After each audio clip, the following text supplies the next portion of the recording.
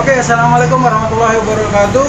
Ketemu lagi dengan saya Bang Oe Channel, kawan UMKM dan pedagang. Alhamdulillah sore ini saya sedang berada di warung soto Bang Jul.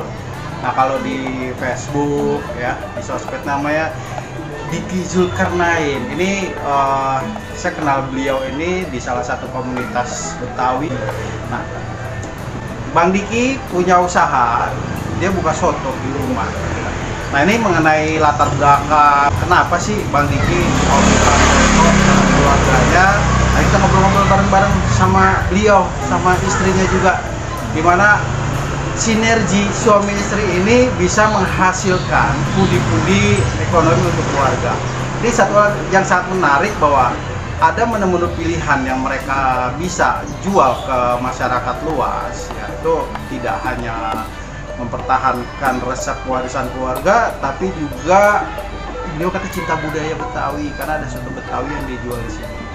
Oke, ikuti saja terus. Jangan lupa subscribe, like, dan komen.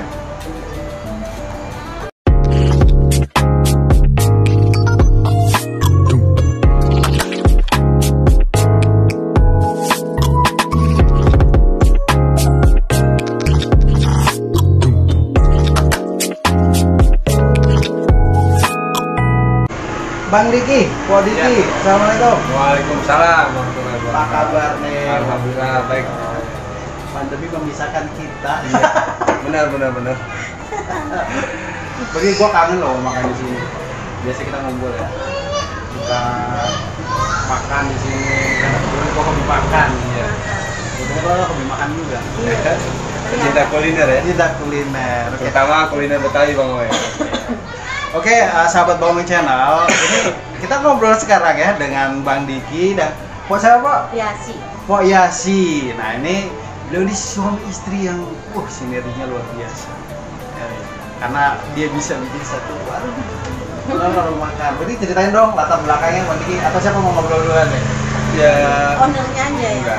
Enggak, dia lebih mendalami karena kan saya jarang nongkrongin ini gitu di sini. Oh, jadi diserahkan ke istri. Oke. Dia yang lebih tahu lah dari awal kebentuknya ini warung, ceritanya lebih banyak di istri sebenarnya. Gimana Pak ya? Kita support aja gitu. Oh, sebagai suami? Iya, itu.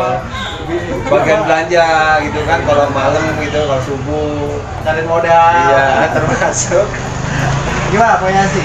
Awalnya lu bisa mendirikan warung ini sampai terwujud? Tuh apa? Awalnya karena dulu pernah punya warung beberapa, tapi nggak jual ini. Aku pernah bikin jus minuman di salah satu food court, nyewa salah satu tenan. Terus kedua buka lagi di Rendang, itu nggak minuman, macam-macam dari bebek, ayam dan lain-lain lah. Karena kosnya terlalu tinggi, gaji pegawai dan segala macam, akhirnya ini juga kan. Karena kita juga senang masak dan pelanggan juga masih suka POP. Ingin buka warung di rumah sendiri. Tadinya sih maju mundur. Bisa nggak ya kalau di rumah sendiri nanti bentuk? Iya. Maju mundur. Cantik. Iya. Takutnya nanti ke double sama pekerjaan rumah, akhirnya kalau dia kasih support, ayo coba yuk, mumpung kondisi kayak gini kita harus cari peluang baru yang kayaknya di sini kan karena di sini perumahan, orang kalau cari makan agak jauh. Kalau kita dekat dengan konsumen kan orang kali bisa gitu loh. Itu sih sebetulnya awalnya ya. Dan itu lo diriin ini berdua emang pas lagi pandemi awal-awal. Pandemi di bulan September ya. Karena kan banyak juga nih ketika pandemi sektor usaha pada tiarap, akhirnya yang kena PHK dia banting setir buka usaha. Ya termasuk itu juga sih, termasuk dampak corona itu kan otomatis saya kan udah nggak kerja. Kerja di rumah, bukan nggak kerja ya, kerja di rumah. Ya udah tentu sadari berkurang jauh hingga berapa persen dari awal kan. Kita harus bertanggung juga kan. Iya, mensiasati kondisi saat itu. Seperti itu. Jadi ya udahlah, kita dorong untuk maju terus buat bikin warung ini. Dan jalan ya. Itu tadi adalah salah satu kenapa kalian berdua itu buka. Karena memang pandemi kemarin ini benar-benar awal-awal itu banyak yang sektor tuh tiarap, banyak yang PHK, berdua banting setir buka usaha. Ya. Nah ini mengenai makan sendiri nih, kok ya. Kenapa sih lo pilihnya soto? Kenapa ada soto Betawi juga? Ada soto mie. Gitu. Apa kenapa hobi lu mas soto? Dua? Sebetul, kalau soto mie karena dia punya riwayat. Punya basic dulu. Dulu pernah jual soto mie. Nah, dan kita awalnya kenapa kita pilih soto mie jadi brandnya, maksudnya jadi salah satu ikonnya itu karena soto mie kan murah meriah. Kita masih bisa ini lihat saja terjangkau. Kalau soto Betawi kan taksanya agak harganya agak tinggi ya. Kondisi kayak gini apa sih ngejual murah tapi enak, tapi ada yang udah lengkap gitu paketannya. Kita anggap tuh kita itunya bisa bantu dulu gitu. Nanti yang lain menyusul tuh nanti belakangan tambahan duitnya. Berarti jargonnya ini buat ngelancarin dulu tuh soto mie tadi karena masih terjangkau Masih ya. terjangkau. Memang sama kita ketahui bahwa soto Betawi itu sebenarnya makanan mewah. Mewah. Iya. Mewah banget, mewah. Jadi Oyashi ini bagaimana caranya dia soto mie duluan yang dikeluarkan. Padahal kesananya malah soto Betawi dan sop iga yang juara sebetulnya di sini. Tapi memang kita pinginnya kalau orang makan di sini ada pilihan harga menu. Yang kira-kira sesuai dengan kantong mereka. Kalau soto Betawi dan sop iga kan kita tahu lah harganya lumayan gitu loh. Kalau soto mie kan bisa kita mainin di situ agak murah masih bisa. Itu latar belakang tuh ya. Sebenarnya lu berdua hobi makan dong ya? Iya. Sama. Nggak bisa ngelihat kalau lihat warung rame, kita pasti penasaran. Kenapa itu rame? Mau gitu itu kan? gerobakan, mau itu restoran ini pasti gue berhenti ngerasain gitu. Masnya kenapa sih rame banget? Terus sampai lu pengen juga buka punya sendiri ya, asik kali ya, punya sendiri ya. Banyak kok teman-teman UMKM yang buka usaha dagang itu mereka mengawal karena mereka hobi, atau hobi makan, hobi masak, gitu kan. Akhirnya mereka pede. Walaupun banyak juga yang mereka rasanya asal-asalnya pede aja buka. Tapi kan di situ satu namanya akan menjadi apa namanya barometer apakah usaha itu akan berlanjut atau enggak. Tapi kalau usaha kuliner ya, setahu gue rasa itu sebenarnya antara nomor 1 dan nomor 2. Kenapa? Karena gini, bicara rasa nggak semua orang bener-bener ngerti rasa. Iya kan, ada timbanya ini kurang garam nih, kurang. Itu doang. Sebenarnya rasa-rasa yang paling mendasar itu kayak bumbu-bumbu tadi itu banyak yang nggak ngerti gitu. Tapi ada juga memang mereka nekat dagang. Pokoknya gue dagang deh daripada gue ngapa-ngapain sebetulnya.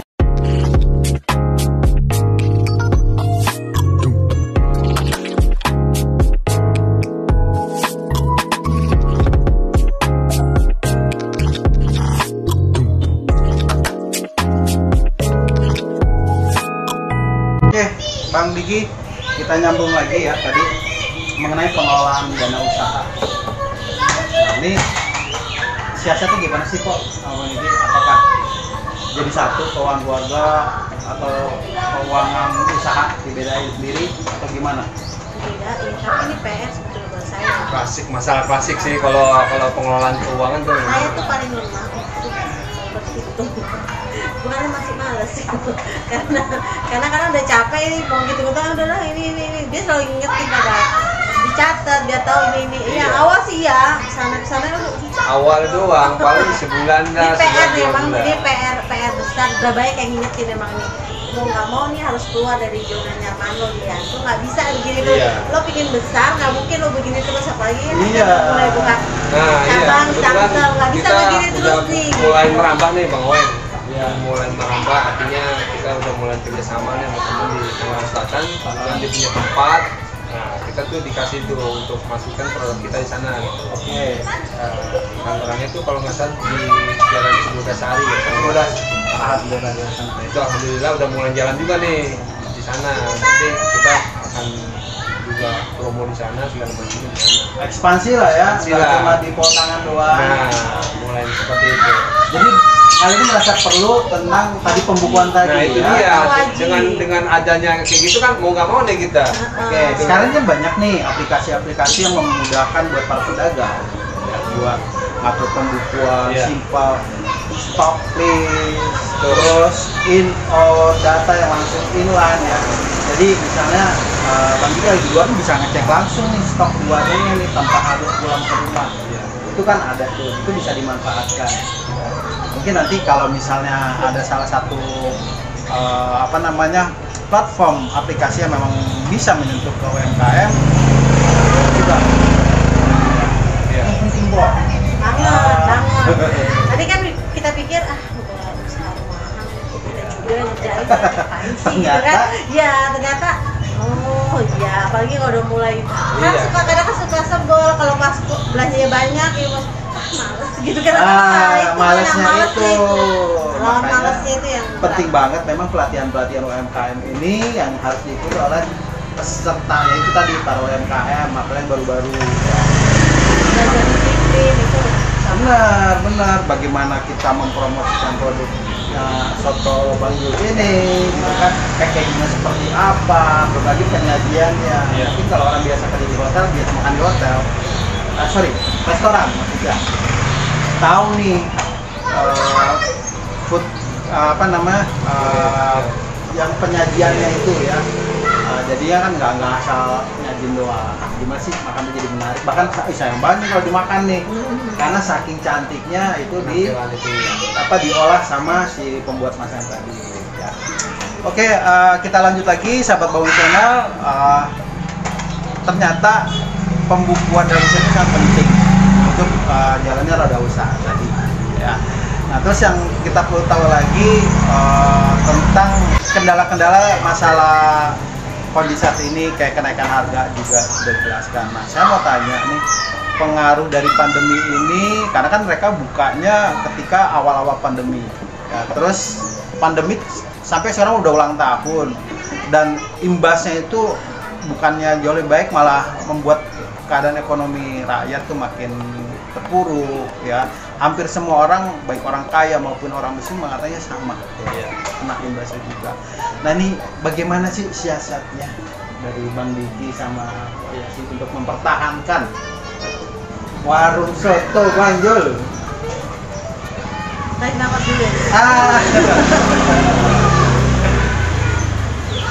Gimana ya? Ya salah satunya itu kita nggak bisa berharap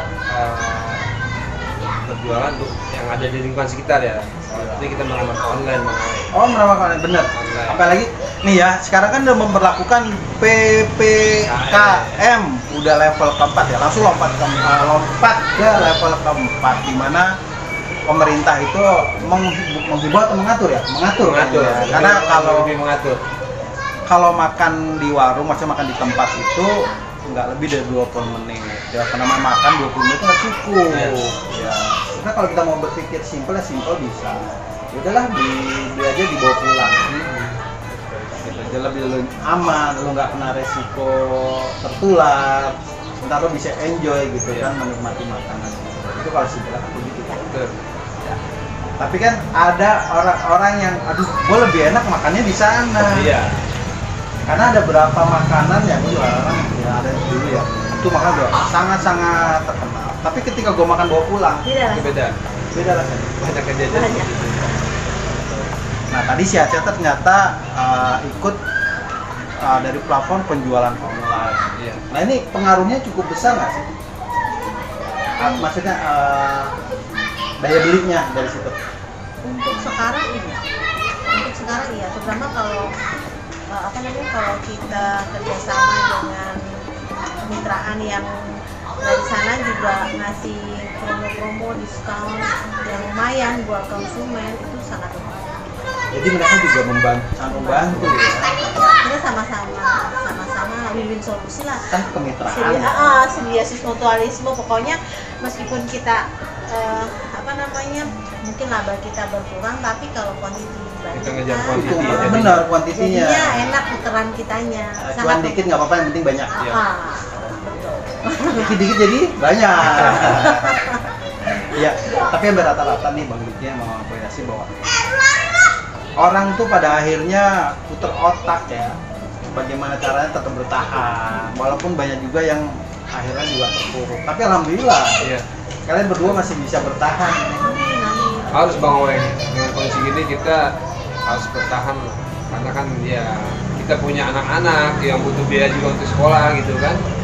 Itu memang kita harus putar otak dan gimana cara juga. Ya, salah satunya itu.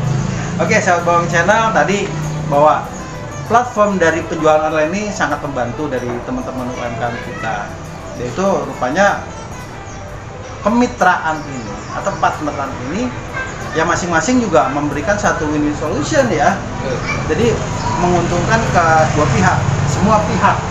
Jadi ada pedagangnya juga diuntungkan dengan promo-promo tadi, terus si penyelenggara platform juga mendapatkan keuntungan juga karena banyak yang pasang aplikasinya di sana, terus buat pembeli juga diuntungkan, dapat diskon segala macam. Drivernya Oh iya, drivernya juga. Ya. Nah gini Bang Diki, ini dari jalannya usaha ini kan udah lama juga ya, Mau setahun ya? mau setahun Iya, ya. hampir setahun. Lu mau ngucapin thank you ke siapa nih? Yang udah pada akhirnya membuat lu berani membuka?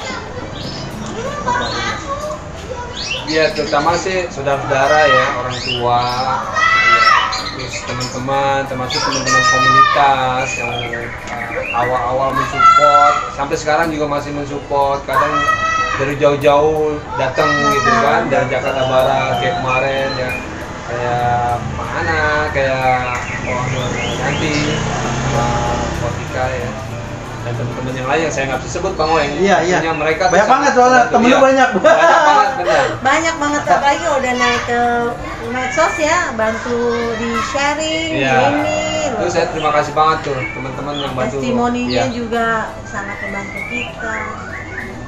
Tapi memang yang benar-benar bikin kalian berasa kuat di sini ya, dan yang semangat ini ya karena anak-anak tadi ya. Betul. Karena ada yang udah mulai kuliah nih. Nah. Oh iya. Dan alhamdulillah udah dapet di UGM. Ya, alhamdulillah. Alhamdulillah. Kan nggak gampang loh. Nah itu salah Dapet satu di yang bikin Universitas Negeri. Iya. bikin kita semangat. Nah, itu dia. Oke, Pok. Motivasi buat teman-teman UMKM lain nih sebelum kita akhir obrolan sore ini, apa sih mungkin kalian bisa saling menyemangati ke kawan-kawan UMKM? Jangan patah semangat sih, kalau semua pasti sulit ya, tapi kita harus selalu cari jalan keluar yang terbaik, yang pasti indah pada waktunya kalau kita bisa Akan indah pada waktunya. kalau bisa lewatin semua prosesnya enak. Yang jelas bukan kita sendiri yang menghadapi, tapi kita menghadapi bersama-sama. Sama-sama menghadapi ya. Kita Semua sharing merasakan, aja, gitu. sharing sama teman-teman yang punya keadaan yang sama kita, jalan keluarnya apa. Jadi kan kita saling, oh gitu ya kalau gini-gini, jadi bisa tahu lah solusi terbaik buat kita apa gitu. Karena yang tahu solusi terbaik itu cuma kita sendiri, orang lain. Betul. Berarti gini, Pok, kalau misalnya nanti ada pelatihan-pelatihan mau dong ikut dong. Boleh. Pelatihan usaha ya. Wow. Ini kan buat upgrade Boleh, ya. Pastinya. Bagaimana kita promosi, bagaimana meningkatkan penjualan. Alhamdulillah kan kalau teman-teman saya juga dari Kementerian Kerja, terus dari tim-tim UMKM, termasuk binaan-binaan dari Pemda itu sering ada yang pelatihan. Nanti boleh lah kalau Boleh. Oke, sahabat Bawang Channel, demikian tadi obrolan saya dengan Bang Diki dan Ko Yasi yang buka usaha Sotomi Bang Jul ya. Mungkin kalau teman-teman komunitas yang sering sudah tahu ya, memang di sini tempatnya di rumah tapi homey banget. Dan gue udah pernah makan di sini dan saya enak. Nanti kita lihat proses pembuatan dari sotonya Bang Jul nanti. Langsung sama ownernya. Langsung sama owner. Oh, Bang Diki yang bikin. Oke, jangan lupa subscribe, like, dan komen ya. Dan buat temen yang udah pernah makan di sini nanti ditulis aja di komen ya. Billahi taufiq wal hidayah. Wassalamualaikum warahmatullahi wabarakatuh. Waalaikumsalam warahmatullahi wabarakatuh.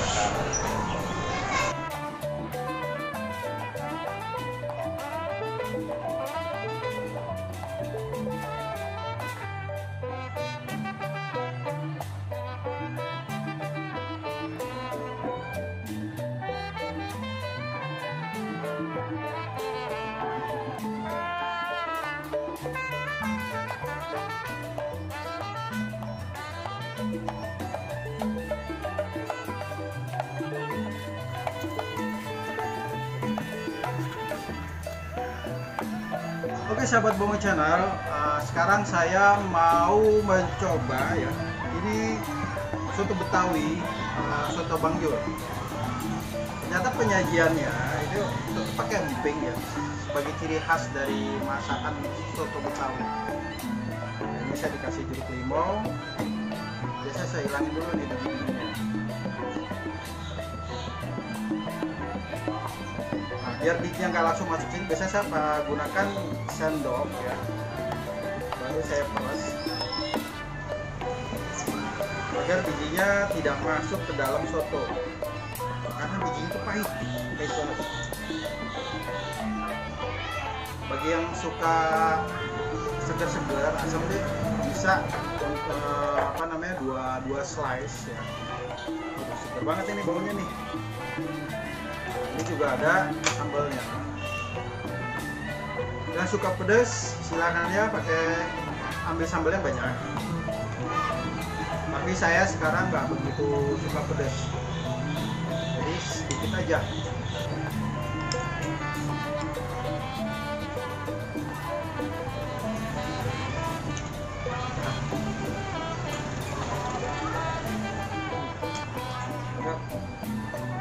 Rasanya oke lah, recommended buat kita makan di sini. Buat sahabat Bongo Channel yang ingin masakan soto Betawi Bang Jul, bisa langsung datang aja ke alamat yang di bawah. Nah, di sini nanti teman-teman bisa menikmati dan langsung dibuatkan oleh Bang Diki. Oke, saya makan dulu ya. Jangan lupa lo subscribe, like, dan komen. Saya mau hitung 20 menit makan. Nggak bisa.